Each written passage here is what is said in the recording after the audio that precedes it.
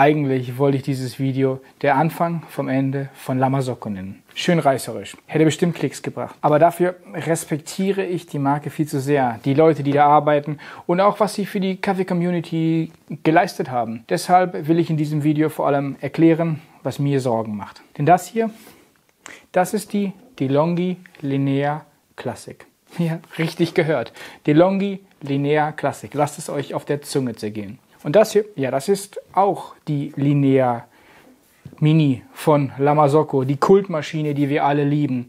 Und dass die beiden hier gemeinsam mit dem gleichen Namen im Kern auf meinem Tisch stehen, genau das ist ein Problem. In diesem Video erkläre ich, warum mich das als jemanden, der die Marke La Marzocco liebt, der sie seit Jahren beobachtet, der auch schon vor Ort in den Fabriken war und der einige Jahre Jura studiert hat, ernsthaft besorgt.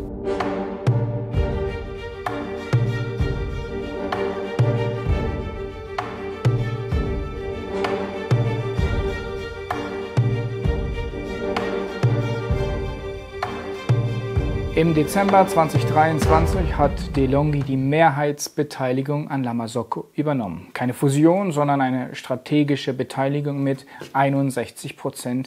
Ich habe darüber berichtet und geschrieben und das findet ihr jeweils unten verlinkt. Das Ganze wurde als langfristige strategische Partnerschaft kommuniziert. La Marzocco sollte unabhängig bleiben, selbstständig weiter arbeiten und wurde eingebracht gewissermaßen in einen neuen Kaffee Impact Hub mit anderen Marken. Doch wir wissen, wer bezahlt?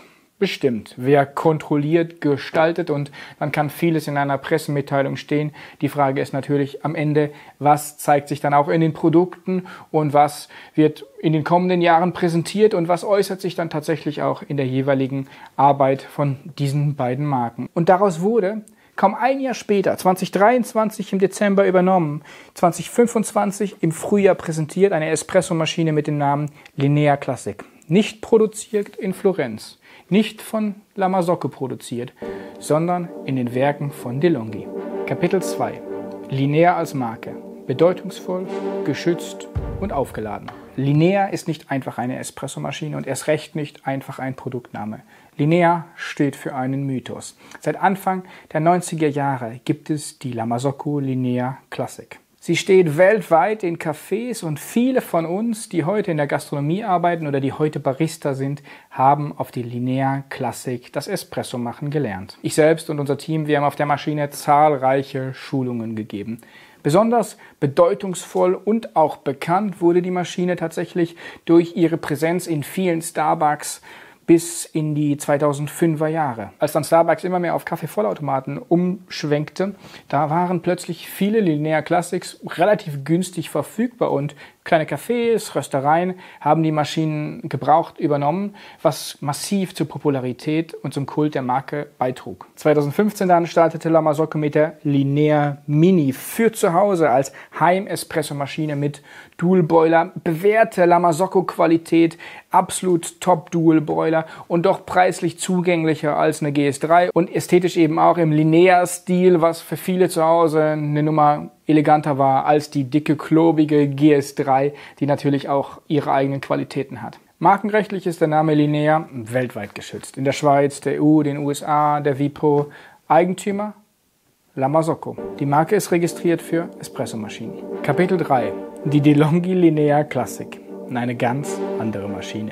Und jetzt gibt es eine DeLonghi Linea Classic. Eine komplett andere Espressomaschine. 200 €. Absolutes Einstiegssegment, ein Thermoblock. Das mag eine gute Maschine sein, werden wir noch testen. Aber komplett anders im Anspruch, in der Idee, in der Reparierbarkeit, in der Wertigkeit. Ohne Frage eine komplett andere Espressomaschine.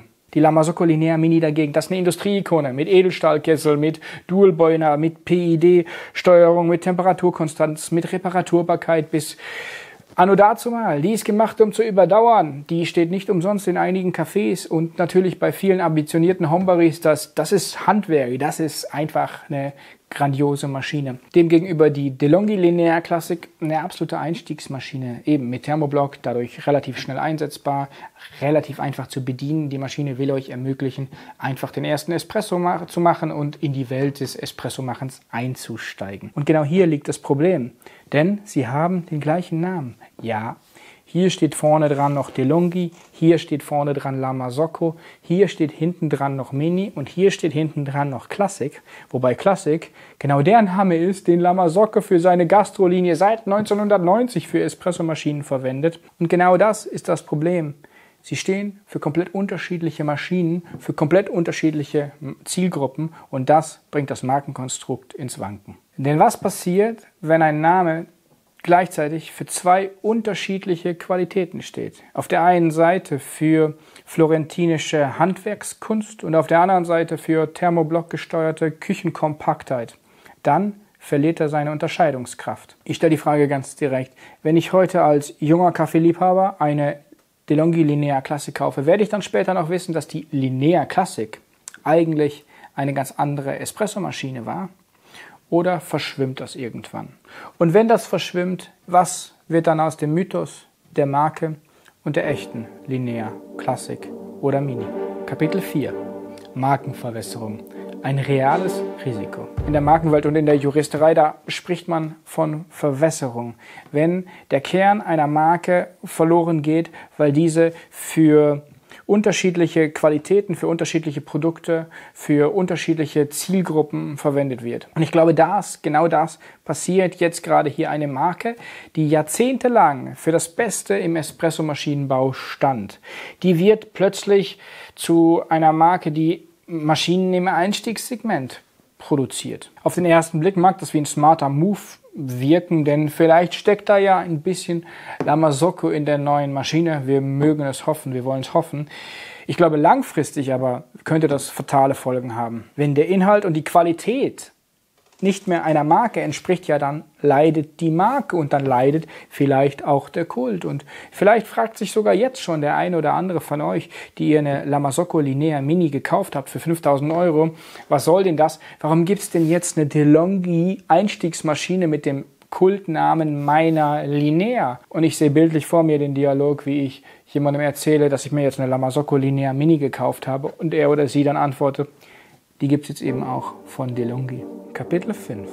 Kann ein Dritter eingreifen? Jetzt kommt eine, finde ich, juristisch sehr spannende Frage.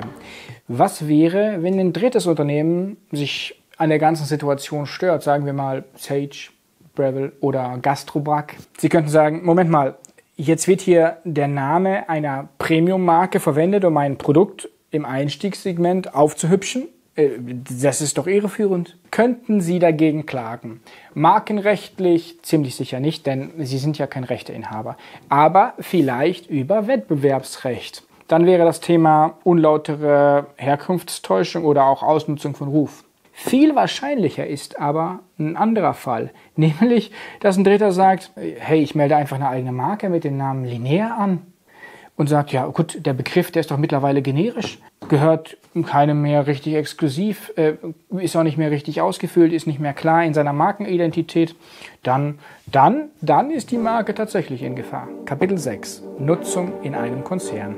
Kein Freibrief. Jetzt kommt ein oft übersehener Punkt. Nur weil zwei Firmen zu einem Konzern gehören, dürfen sie nicht einfach Marken verwenden wie in einem Selbstbedienungsladen. Im US-amerikanischen Recht ist das ziemlich klar geregelt. Wenn ein Unternehmen eine Marke nutzt, die formal einer anderen Gesellschaft gehört, auch wenn sie beide zum gleichen Konzern gehören, dann muss die Nutzung kontrolliert und vertraglich festgelegt werden. Andernfalls kann die Marke an Schutz verlieren oder im schlimmsten Fall sogar verfallen. Das nennt man Abandonment durch mangelnde Kontrolle einer Marke. Für Lama Socco bedeutet das, auch wenn Sie die Marke weiterhin hochwertig verwenden, und das machen Sie, kann es zum Problem werden, wenn DeLonghi nun die Marke ebenfalls verwendet, auf verschiedene Produkte klebt, ohne dass das formal sauber dokumentiert ist, was hoffentlich und bestimmt der Fall ist. Denn am Ende stellt sich die Frage, wird die Marke Linea immer noch im Sinne ihres ursprünglichen Anspruches durchgehend verwendet? Die Nutzung der Marke durch DeLonghi auf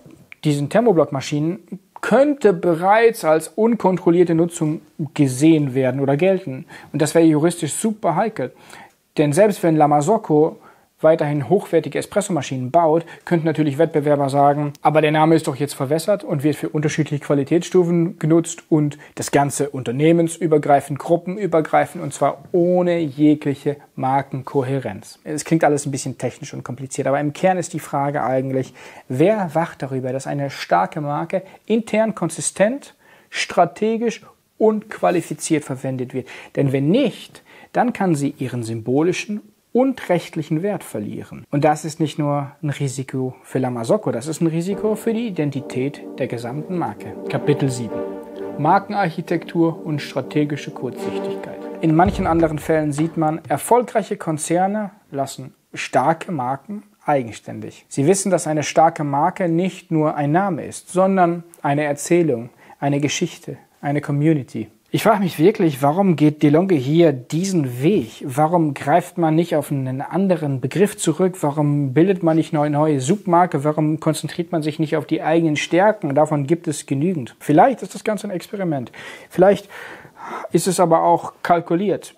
Man hat sich gedacht, gut, wir sind so erfolgreich in großer Skalierung mit unglaublichen Stückzahlen, mit unseren Einstiegs-Espresso-Maschinen, werden wir uns jetzt ein bisschen leihen von dem Kult und dem Namen der Marke Linea und das verbinden mit unseren Einstiegs-Espresso-Maschinen.